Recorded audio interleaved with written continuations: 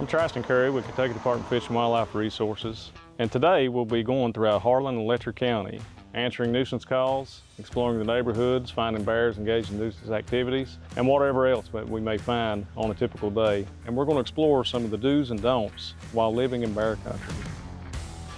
So most of the communities in East Kentucky, a lot of them are founded on coal camps, and they're tight-knit communities. Most of the houses here are built close together, but more specifically, they're built close to the wood lines too. So the transition from a bear into the human interface can happen very quickly, and that's why we have a lot of interactions, especially in East Kentucky in areas like this. So this section of roadway was built about 5 or 6 years ago, and when they come through and expanded this road, there was a lot of disturbance to the habitat here, and it opened up some of these grassy fields whenever they reclaimed it. This time of year, bears are very active, and they're proactively seeking some food, and a lot of their food in the spring is going to consist of forbs and fresh grass shoots. It's usually a daily sighting that you can see multiple bears along this couple-mile stretch of road. So there's a bear right over there by that log. So it looks like this bear, he's got a full belly. He's just relaxing on the log right here, kind of secluded from people. So same behaviors that we see along the roadsides, just like the last bear that we had seen. This bear's coming out into this reclaimed property. What grass is left that the autumn olive has not overgrown into, they're coming out and feeding on that. So whether it is roadside or up here on some reclaim, it's just common practice of the bears this time of year in this area. But that looks like a family group, which is good, because typically bears have 1 year to learn everything that they need to know from their mother. So seeing bears in their natural environment, eating natural foods is good to see that the cubs are learning those behaviors. Another bear to the left, opening right there. You can see how it's not hard to spend a couple hours and see 15, 20 bears. We've seen this one flip a rock, looking for insects under the rock. There's plenty of fresh grass shoots coming up. So there's plenty of food available. It just may not be as filling, and it takes a little bit more work for them to get.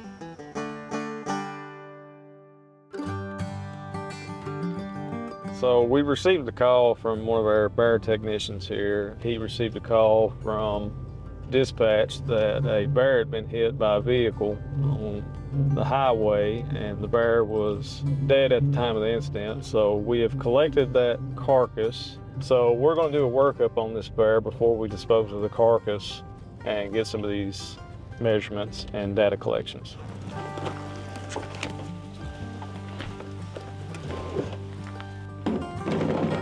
All right, so anytime that we handle a bear, whether it's a roadkill, if it's something that's been harvested during season, if it's an illegal take of an animal, we try to get as much data as we can. And we've got a database that we collect all this and organize all this data in. But the main thing that we're after is the age at time of death and the sex of the animal. And we use these two pieces of information for our database, but we also do collect a host of other information to go along with that. And we'll keep records of this for every bear that we come in contact with.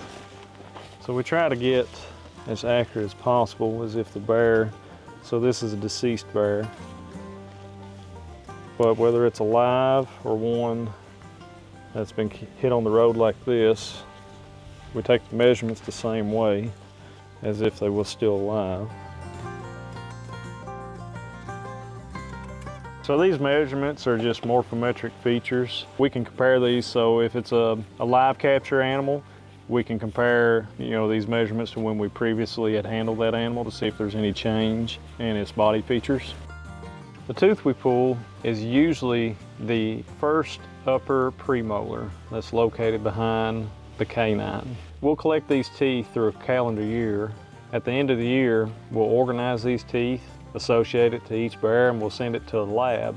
The lab will then take these teeth, do a cross-section analysis of them, and can be able to accurately determine the age of the bear at the time of death. We try to collect viable DNA samples from every animal that we handle. We don't necessarily run any kind of analysis on that initially, but we do have that stored in a location if there's something of interest.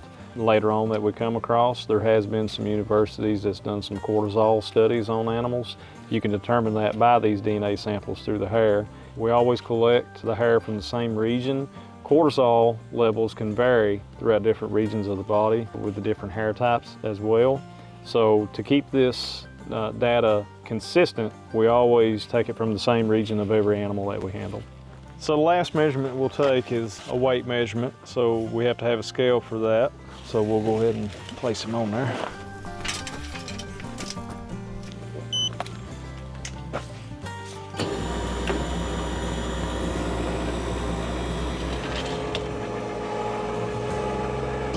$215.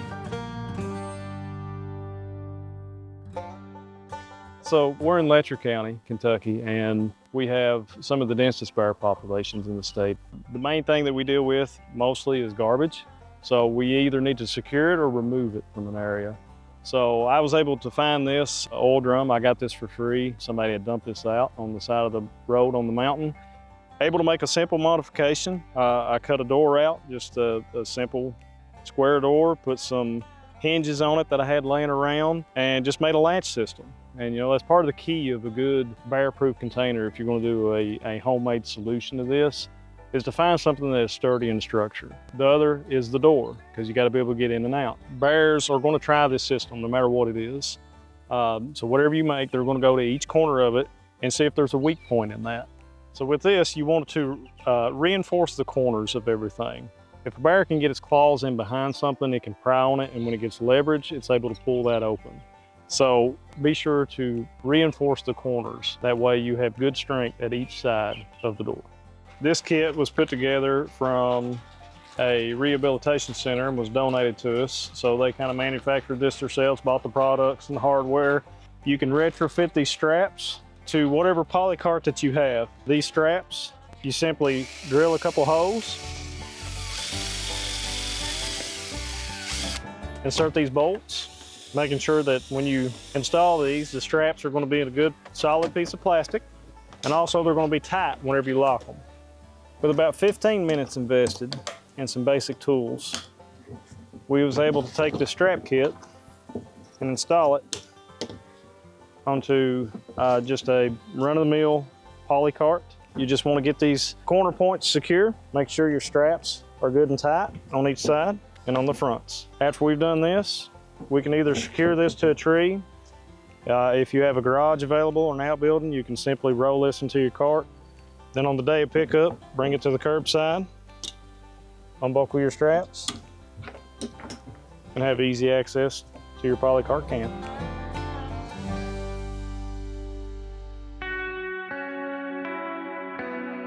So we're out in Harlan County. We're going through some of the neighborhoods, just looking for some bears that's engaging in nuisance activities.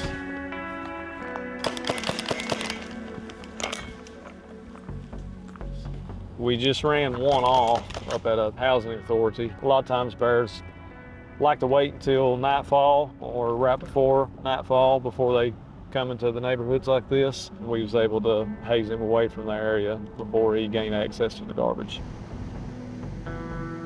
What we typically see in the neighborhoods when a bear gets in the trash, most of the time they'll drag it towards a wood line. Most of the time it's not going to be directly on site of where it's placed. That way they feel secluded, and then if people do approach them, they have a quick escape. When we pulled up, he immediately went back into the woods. We can hear him over there moving a little bit. We'll give him a few minutes. See if he's actually coming out right now. You know, hazing bears consist of a lot of different methods. So you've got a force continuum of things that you can start with. And ideally, as far as just residents go and people in these neighborhoods, they should be able to vocalize to a bear, which is the least amount of force possible. So we can employ that method. A lot of times that does work. Typically nowadays we use paintball guns. And sometimes we'll use some pyrotechnics. Depends on the situation of where you're at, what safety you use, considerations of what's around the area, and where the bear's going to go to. Depends on what technique we use. Sometimes it's not possible. If you're in a heavily populated area, There's a lot of houses in close proximity. A lot of times we'll advance in those areas and we may just get out on foot, shine lights, holler at the bear. We'll go ahead and try to run him off and see how he reacts.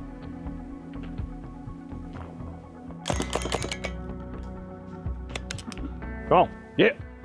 On many nights through the week, we'll have some neighborhoods that don't have as many bears that's as persistent as what we have here in Harlan County. So if we get an area to where we're getting a large number of calls to where they're having some issues with bears, we'll go out and work those areas, trying to haze the bears a little bit, provide a little bit of negative reinforcement to try to get them to leave. Go on, get. It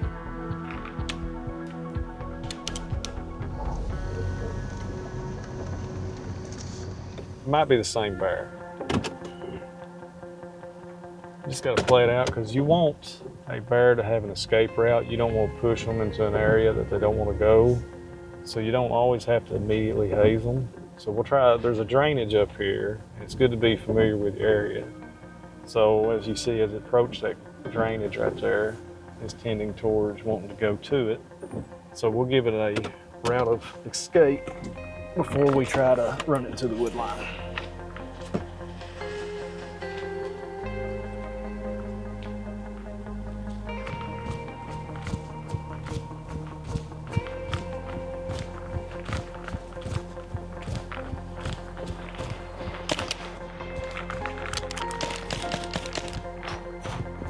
So bears have been in Kentucky for over 20 years now. And over that time, we've had a lot of encounters. We've had a lot of management decisions to make with bears. Bears have 1 year to learn everything that they need to know. So that's why it's important for us to be good stewards and to be mindful of things that we have out around our dwellings. That way bears don't become accustomed to gaining access to human-related foods, so bears can stay wild.